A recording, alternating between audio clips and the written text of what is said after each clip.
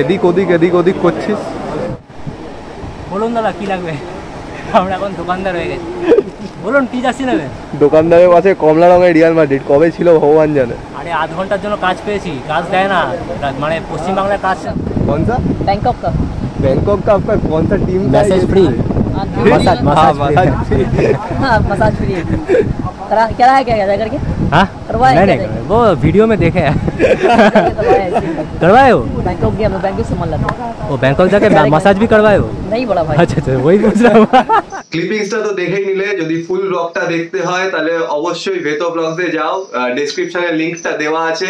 অনেকদিন ধরেই তোমরা বলছিলে বিধান মার্কেটে ব্লগ করতে, তো কালকে বিধান মার্কেটে গেছিলাম আর ব্লগ করেছি। এই দেখো নতুন প্রোডাক্ট সব। তো চলো আজকের টপিক শুরু করা যাক। এখন সবচেয়ে হট টপিক জানো প্রফুল প্যাটেল, তো প্রফুল প্যাটেলকে নিয়েই শুরু করি আজকে। প্রফুল প্যাটেল জানো এশিয়া থেকে 5 জনের মধ্যে একজন হয়ে সিলেক্ট হয়েছে। 5 জন মেল মেম্বার্স এর মধ্যে টোটাল 6 জন মেম্বার্স আছে ফিফা কাউন্সিলের এশিয়া থেকে, যাদেরকে 2019 থেকে 2023 এর ফিফা কাউন্সিল মেম্বার্স হিসেবে সিলেক্ট করা হয়েছে। তো সেই 5 জনের মধ্যে হাইয়েস্ট ভোট পেয়েছেন প্রফুল প্যাটেল, 46টার মধ্যে 38টা ভোট কিন্তু প্রফুল প্যাটেল পেয়েছে।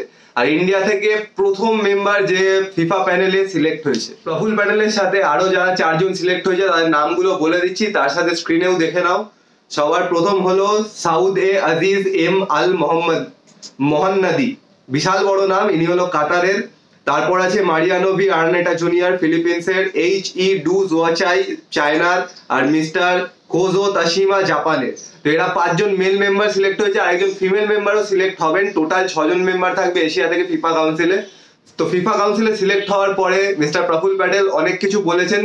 প্রথম যে কথাটা বলেছেন হলো ফিফা কাউন্সিলে আমি সিলেক্ট হয়েছি সেটার জন্য ইন্ডিয়ান ফুটবলের প্রচুর লাভ হবে, এই কথাটাই প্রথম জানিয়েছে। বলেছে ইন্ডিয়ান ফুটবলের উন্নতি আমার মেন মোটিভ, এই ফিফা কাউন্সিল থেকে কিন্তু আমি সেটাই চেষ্টা করবো যে ইন্ডিয়ান ফুটবলে যেন উন্নতি হয়। ইন্ডিয়ান ফুটবল মানে শুধু ন্যাশনাল টিম না, ক্লাবগুলোরও যেন উন্নতি হয়। এখন যে ইন্ডিয়ায় জটিল সমস্যাগুলো চলছে, যেমন ক্লাবগুলোর মধ্যে একখানা জোট হয়েছে, জোট হয়ে এআইএফএফ এর এগেনস্টে গেছে, তারা একটা বিচার চাইছে। তো বলেছেন যে ক্লাবগুলোর সাথে কথাবার্তা বলে সব সলভ করার চেষ্টা করবেন। তাছাড়াও যেটা মেন বলেছেন যে গ্রাসরুট ডেভেলপমেন্টের চেষ্টা করবেন, শুধু ন্যাশনাল টিমের না, সব ক্লাবের থ্রুতেও গ্রাসরুট ডেভেলপমেন্টের চেষ্টা করবেন। আর এখন ইন্ডিয়ান ফুটবলের অবস্থা যেন বিশাল ড্রামা চলছে। তো এখন তো উনি তো মুখে বলছেন যে হ্যাঁ বসবে, বসে সবকিছু আর কি আলোচনা করে সব ঠিকঠাক করবে, মানে তারপরে ওয়ান নেশন ওয়ান লিগ নিয়ে যে ঝামেলা চলছে সেটাও সব বসে ঠিকঠাক করবে। এতদিন একটু বিজি ছিলেন এই লোকসভা ভোট নিয়ে, তারপরে এই ফিফা কাউন্সিলের ইলেকশন নিয়ে, এইসব নিয়ে একটু বিজি ছিলেন বলে ওনার সময় হয়ে ওঠেনি। কিন্তু এখন উনি বলেছেন সব ঠিকঠাক করে সবাইকে নিয়ে বসে সব আলোচনা করা হবে। তো এটা কতটা সত্যি সেটা আমরা কিছুদিনের মধ্যেই জানতে পারবো। তো এবার কলকাতার ফুটবলের একটা খবরে আসি। পাইকপাড়া স্পোর্টিং ক্লাব মোটামুটি সবাই চেনো, ক্রিকেটের দিক থেকে খুব নাম করা ক্লাব, কিন্তু এবার ফুটবলের দিক থেকেও নাম করতে চলেছেন, কারণ পাইকপাড়া স্পোর্টিং ক্লাব আইএফএ তে রেজিস্ট্রেশন সেরে ফেলেছে। আর সেরে ফেলে তারা এবার থেকে 4th ডিভিশন ফুটবল কিন্তু খেলা শুরু করবে। তো পাইকপাড়া স্পোর্টিং যে এতদিন অবধি শুধু ক্রিকেটের জন্য খুব পরিচিত ছিল, কারণ ক্রিকেটে পাইকপাড়া স্পোর্টিং এর নাম খুবই আছে, তো এবার ফুটবলেও পরিচিতি বানাতে চলেছে, কিন্তু 4th ডিভিশন খেলতে চলেছে।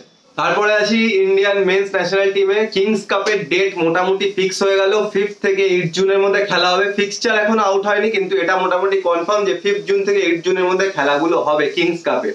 আর খেলাগুলো কিন্তু হবে চ্যাং এরিনাতে, ওখানকার 5 থেকে 8 জুন, যেটা আগেই বলে দিলাম। তারপর আবার কলকাতায় ফিরে আসি। পিকে ব্যানার্জি, সবার প্রিয় প্রদীপ কুমার ব্যানার্জি, ওনাকে ESPN life time achievement award দেওয়া হচ্ছে ওনার অসামান্য কন্ট্রিবিউশন, ইন্ডিয়া ফুটবলের জন্য যে অসামান্য কন্ট্রিবিউশন তার জন্য। তো এটা একটা খুব গর্বের খবর আমাদের জন্য।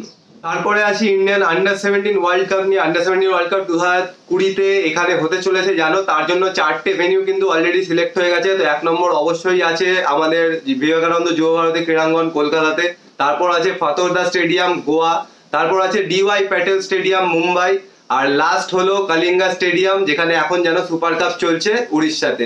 এই 4টে ভেনিউ সিলেক্ট করা হয়েছে। তো কলকাতার লোকের জন্য খুবই ভালো খবর যে এখানে খেলা দেখতে পাবে আন্ডার 17 ওমেন্স ওয়ার্ল্ড কাপে 2020 সালে।